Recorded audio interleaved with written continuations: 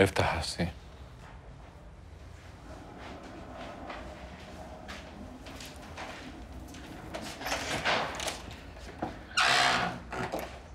ازيك يا حسين؟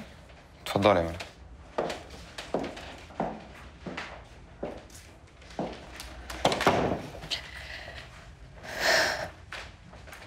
ازيك يا عمي؟ كنت عارف انك هتيجي. والله انا من ساعه ما عرفت الموضوع وانا حاسه ان انا مش قادره استوعب، مش قادره اصدق والله، ومش عارفه اقول لحضرتك ايه. محدش فينا مستوعب اي حاجه يا ملك. محنة. ابنك كبير في محنة، متأكد انه هيخرج منها ان شاء الله. بس زياد ما يعملش كده. يا انت واثقة فيه قوي كده؟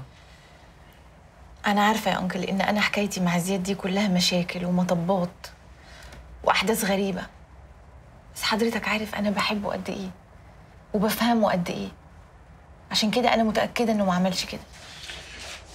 انا مش عارف، بس انا متأكد، زي ما انا متأكد بالظبط من انك ما كنتيش فاقدة الذاكرة.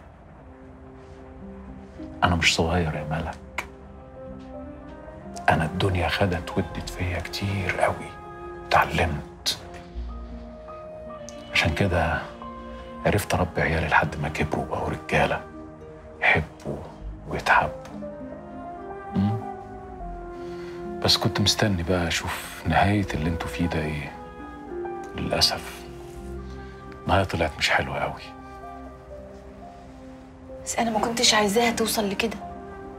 امال كنت عاوزاها توصل ليه؟